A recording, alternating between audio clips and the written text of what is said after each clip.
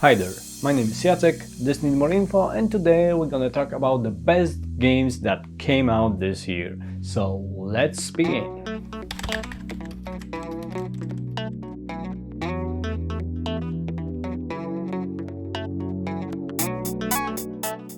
Overall, I think 2022 was kinda great year for gaming. The aim of this video is basically to highlight great games, so I really don't want to rank them, and I grow to basically really dislike this top 10 format, so this video won't be a top 10 video. Instead, I put all those games in the categories that I feel kinda group them in a groups that make sense for me. But there are no rankings here, all those games are worth trying and checking out. So here we go. The Game of the Year award Category: goes the games you probably missed but are worth checking out.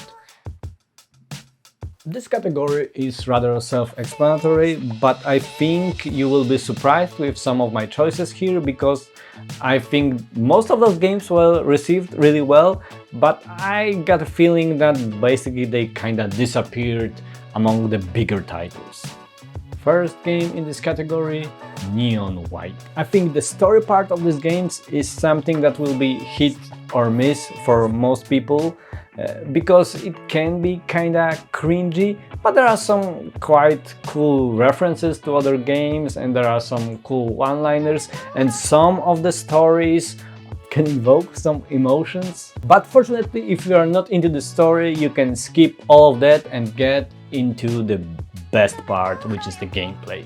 It's basically a first-person perspective game, but it's not a shooter, but rather a speedrun game.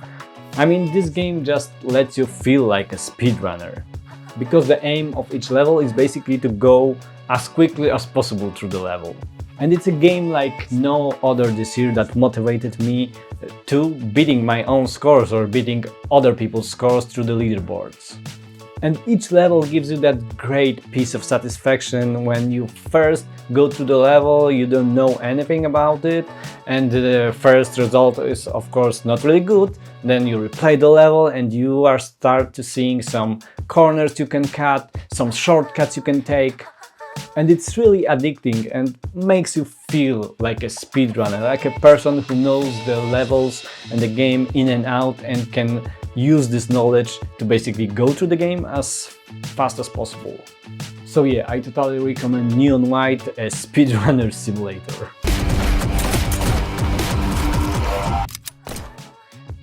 Second game in this category, Sifu. In some ways, Sifu is similar to Neon White, because you also have to perfect everything, perfect your skills, because you are a martial arts master that is looking for revenge, and it's basically a roguelite type game with interesting death mechanic that involves you getting older every time you die. And the whole game is about perfecting your skills, perfecting the levels, so that you can go through the level aging as little as possible. The game has a great visual style, superb soundtrack, and also, I think the most important part is that the combat system feels good. And even when you are dying, when you are failing, it's still really satisfying to get back up and beat those guys. It's worth noting that the game is rather difficult, but after the initial release, the creators patched in an easy mode, which I think is not that easy, especially if this is your first time through. So you still get this sense of satisfaction of overcoming all the difficulties. So yeah, I really recommend Sifu.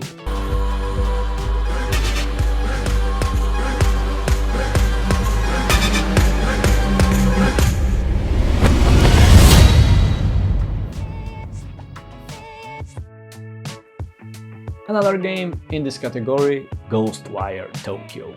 I think the first video on this channel was about Ghostwire Tokyo, so yeah, I really like this game. As I said in this video, it's basically a Far Cry clone, but Far Cry that is made better by basically having an interesting setting. A setting which is basically a modern day Tokyo, but with paranormal elements taken from Japanese mythos and folklore. It has a unique visual style, cool combat animations. So if you are really into the sandbox type games, games similar to Far Cry, I think it is worth checking out this one over basically real Far Cry. A new age will dawn!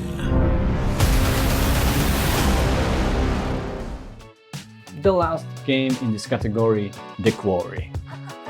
The Quarry is basically what I've been waiting for like forever. It's a Supermassive Games title, so yeah, it's an interactive horror, but it's a separate thing from their Dark Pictures anthology, and it's basically an Until Dawn spiritual successor. So you've got a bunch of annoying kids, a star-studded cast, and also a tropey horror scenarios.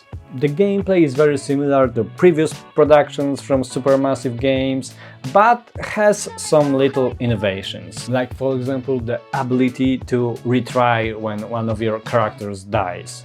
So you can basically go back to the moment in which you can change his fate. The story is interesting, the characters grow on you, so basically everything you need from a title like this. If you liked Until Dawn and you wanted something similar, this is it. It's a creature feature, it's really happening and you're all in it. This is gonna get a little messy. The next category is kinda like an award. The Surprised I Liked It This Much award. Surprise, motherfucker! This one is also self-explanatory, I think. So basically those are the titles that I had no business in loving so much, and yeah, I love them. First game in this category, Xenoblade Chronicles 3. I didn't care for first Xenoblade Chronicles, I completely skipped the second one, but for some reason I saw a lot of people praising Xenoblade Chronicles 3, and those were people who basically disliked previous games in the series. So I went ahead, I bought it, and I loved it. Things will get tough. You have a whole host of things to go through as you head into the future. Make friends. Keep them close to you, always. I'll keep going while my flame still flickers. Yeah, this game has some annoying JRPG shit in it, like for example a lot of scenes over-explaining what just happened, you know, the thing that you saw and you understood, but for some reasons the characters need to explain everything once again. So yeah, there is a lot of this, but if you ignore all this stuff, and it's rather easy to ignore, because the main story is a really heartfelt tale with great characters that you grow to love. A story that tackles some big themes like basically life itself, its purpose, social constructs, free will. And as most JRPGs do, the story gets really, maybe not absurd, but really big in the end. But still, they never lost me and I loved it till the end. And now when I think about it, I think no other game this year basically made me feel so many emotions. So yeah, I really liked it. I swear, I'll make you pay! Next game in this category, Stranger of Paradise Final Fantasy Origin. Okay, I have to admit, I kinda cheated on this one because I really was into it from the very start. I mean, I loved the cringy trailers about chaos. My mission is to kill chaos. Chaos. Chaos. Chaos. Chaos. Chaos. Chaos. Chaos. And the demos were also quite alright, but basically I didn't have anywhere else to put it, and also you cannot judge the game just by a couple of cringy trailers, so I had to see it for myself. Especially since all the chaos stuff could really backfire in the end, but fortunately it didn't. I mean, the story was actually quite alright, and I think tied up all this chaos stuff quite nicely. But it was also lacking in some departments, like basically the character development. I mean, there is none. There are almost non-characters moments in which you can basically see the characters talk about something other than the main mission and to get a feel for them. But the gameplay was quite alright. I mean, it's kinda Souls-like game, another one of those, but with a combat system that feels kinda like a DMC game.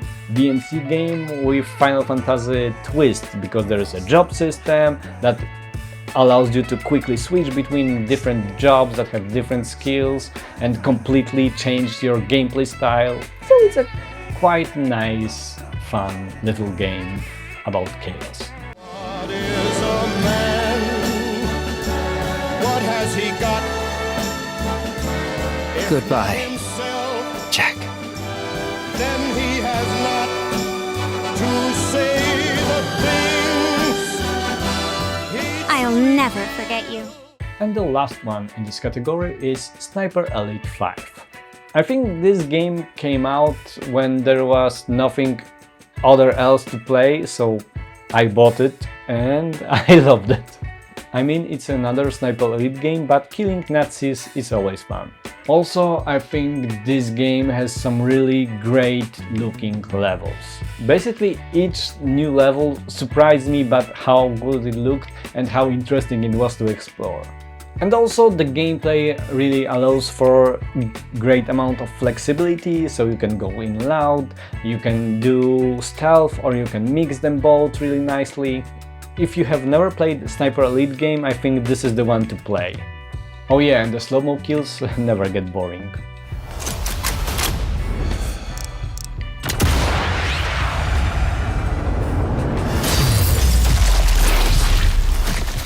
Next category, cute and cuddly.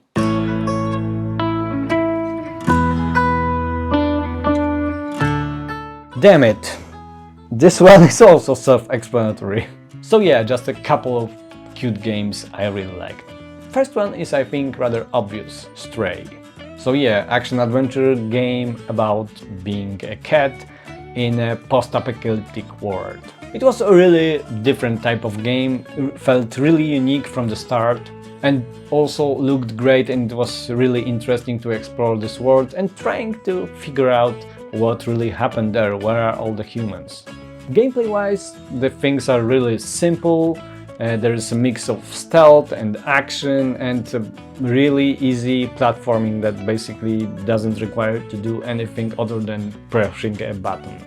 But the novelty of being a cat never wore off. And the story is quite interesting too, so yeah, Stray is really a different kind of game that is really worth checking out.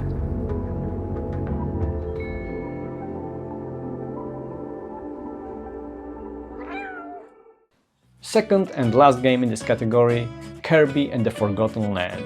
It is kinda my first Kirby game, and what a great start. I mean, the mouthful mode basically stored the internet for a couple of days, and when you see it in game, when you use it in action, it really is great. Basically, it was a delightful surprise because I think this is the first Kirby game that I bought and also finished it in a couple of days because it was that good. So yeah, if you're looking for some good 3D platformer, look no more, cause Kirby is awesome. Next category is games that I have been waiting for that delivered everything I wanted.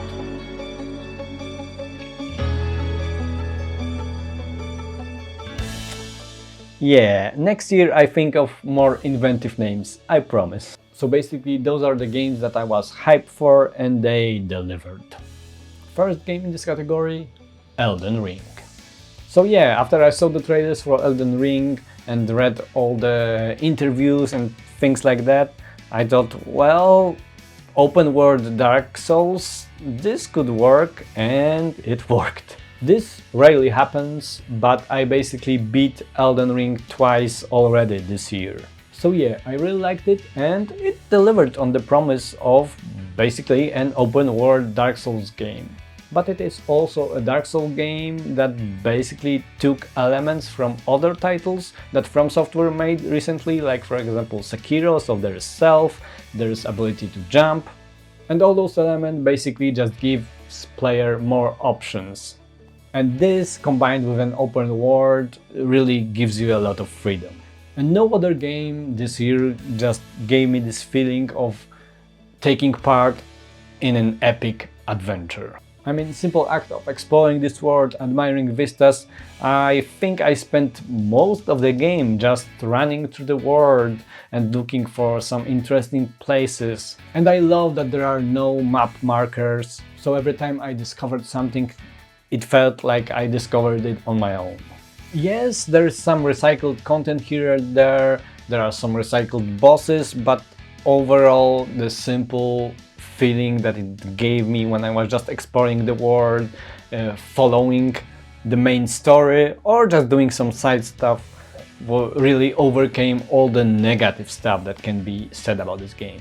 Elden Ring, I loved it. As I said, I already beat it twice, but I think I will have a third run soon. Brandish the Elden Ring. For all of us.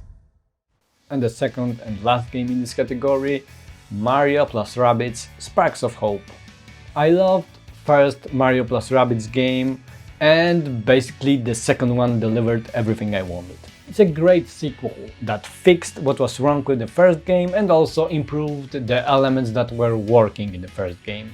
The weaker aspect of the first game, which was the exploration, it's really better. It's basically now an open world game with a side quest and map markers, and yeah, it's not really original, but it works. And the turn-based combat system that really worked well, it's now even better, and it introduces some real-time elements. And also, the game is just cute as well, the game is just really cute.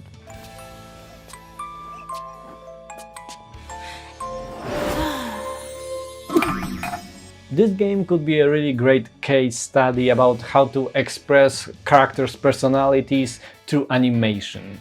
So yeah, Mario + Rabbids Sparks of Hope, great sequel.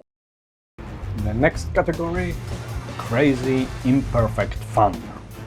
Are you crazy? Are you out of your mind? Yeah, I think this category is a little more cryptic. It's about games that were crazy, not ideal, but ultimately fun. Crazy imperfect fun. Well, never mind, let's get into it. The first game in this category, Evil West. This is another game about which I made a video and you can watch it here.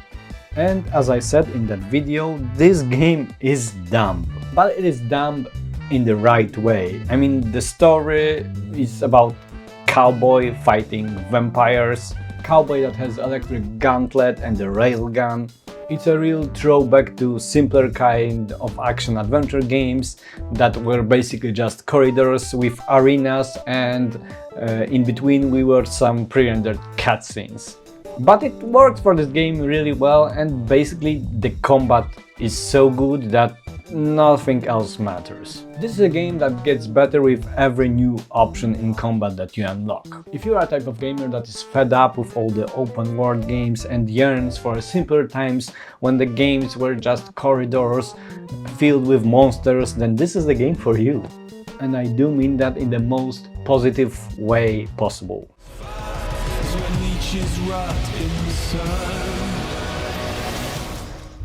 And the second game in this category, Bayonetta 3. There is so much stuff in Bayonetta 3. There are kaiju-like boss fights, there are side-scroller stealth levels, you can turn into a locomotive. I mean, this game is absurd. Yeah, the story is just a pretext to basically have a different Bayonetta every couple of levels, and it really, among all the Bayonetta games, this one the most formulaic, but at the same time it's still fun and it still surprises you every couple of levels. And also it kinda got a little emotional in a couple of spots.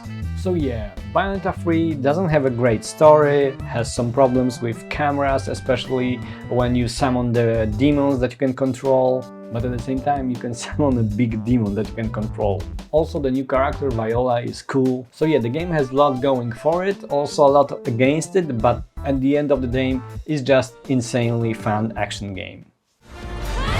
You will be avenged, I swear it.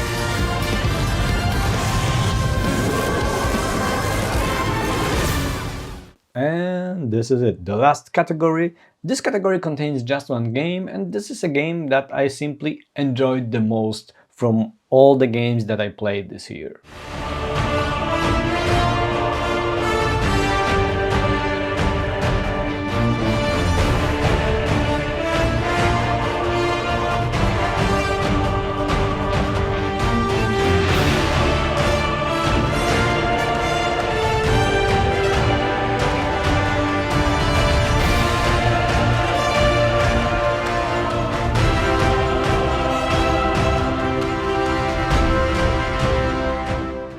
I could also put this game in the category for the titles that I was waiting for and delivered, but it could also be in a category surprised I liked it that much. And that's because this is basically a game from a studio that brought the XCOM reinvention, so we're talking about Firaxis. And this time they took their expertise in turn combat battle systems and they made a Marvel game.